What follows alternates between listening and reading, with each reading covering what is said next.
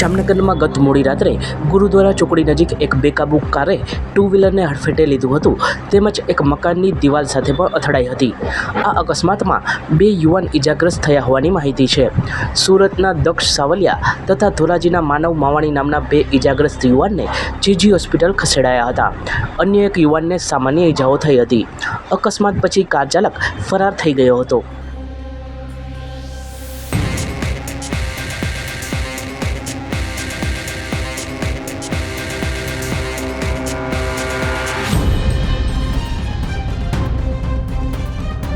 સચોટ સમાચારો સૌથી ઝડપી મેળવવા માટે અમારી ચેનલને સબસ્ક્રાઇબ કરો।